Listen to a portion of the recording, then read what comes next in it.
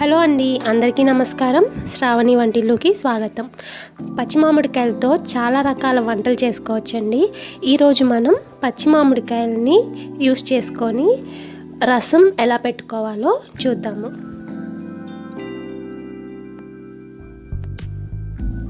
ఈ రసం ప్రిపేర్ చేసుకోవడానికి ముందుగా ఇందులోకి కావాల్సిన మసాలాని చూద్దాము. 1 టీ స్పూన్ మిరియాలు, 2 టీ స్పూన్ల ధనియాలు వేసుకోవాలి. అలాగే 1 టీ స్పూన్ జీలకర్ర వేసుకోండి. 1 టీ స్పూన్ కందిపప్పు.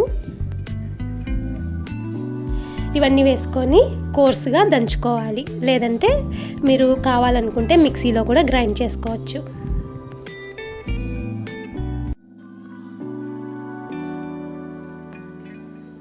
ఇప్పుడు 1 లేదా 2 పుల్లగా ఉంటే కనుక ఒక మామిడికాయ పెద్ద సైజు సరిపోతుంది.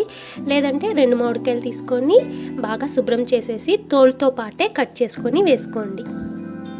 ఇందులోనే 2 టమాటాలు కట్ చేసుకొని వేసుకోవాలి. అలాగే కొంచెం 1 టీ స్పూన్ అల్లం చిన్నులపాయ పేస్ట్ వేసుకోండి. మనం ఇందాక దంచి పెట్టుకున్న మసాలా కూడా వేసేసుకోండి.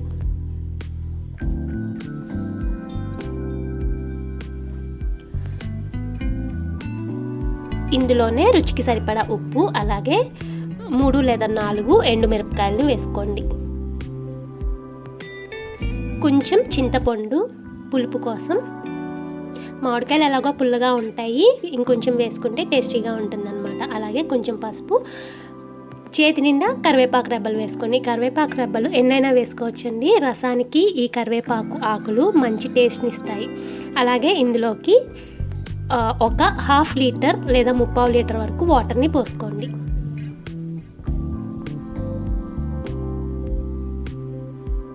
నేను తీసుకున్న గిన్నె నిండా కొంచెం గ్యాప్ ఉండేటట్టు పోసుకున్నాను. చెప్పాను కదా, కరివేపాకు రెబ్బలు ఎన్ని వేసుకున్నా మంచి సువాసన వస్తాయి. అలాగే హెల్త్కి కూడా కరివేపాకు మంచిది.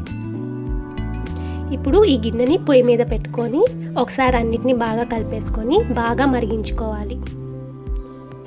మీడియం ఫ్లేమ్లో పెట్టుకొని వీటిని బాగా మరిగించుకోండి. మనకి మరుగుతున్నప్పుడు మంచి సువాసన వస్తుంది. ఇల్లంతా స్ప్రెడ్ అవుతుంది అన్నమాట ఆ వాసన అనేది. ఇందాక పంచదార వేయడం మర్చిపోయానండి. ఇందులో 1 టీ స్పూన్ పంచదారని వేసుకోండి. పంచదార వేసుకోవడం వల్ల మనకి పులుపు అనేది బ్యాలెన్స్ అవుతుంది అన్నమాట. ఇప్పుడు ఒక పావు గంట బాగా మరిగించుకోవాలి. మరిగిన తర్వాత స్టవ్ ఆఫ్ చేసేసి గిన్నెను పక్కన తీసుకోండి. ఒక చిల్లుల గిన్నెలో లేదంటే స్ట్రైనర్ యూస్ చేసుకొని ఈ రసాన్ని వడబోసుకోవాలి.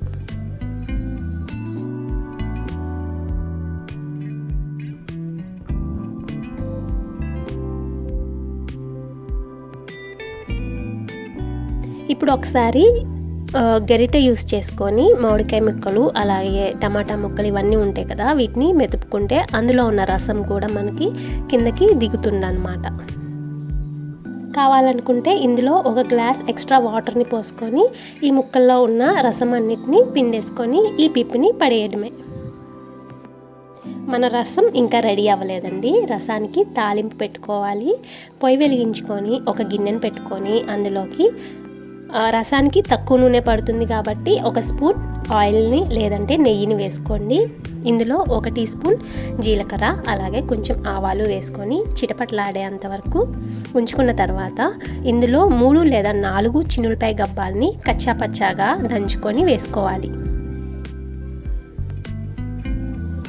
ఇప్పుడు ఇవి వేగిపోయిన తర్వాత ఇందులోకి కొంచెం కరివేపాకు రెబ్బల్ని వేసుకోవాలి. అలాగే మనం ఏదైతే వడబోసుకున్న రసం వాటర్ ఉన్నాయో వాటిని పోసుకోండి.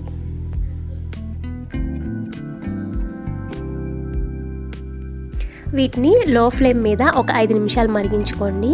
తర్వాత చివర్లో ఇందులోకి కొత్తిమీరని యాడ్ చేసుకొని స్టవ్ ఆఫ్ చేసేయండి. అంతే, ఎంతో టేస్టీగా ఉన్నాయి మన మామిడికాయ రసం అనేది రెడీ అయిపోయింది.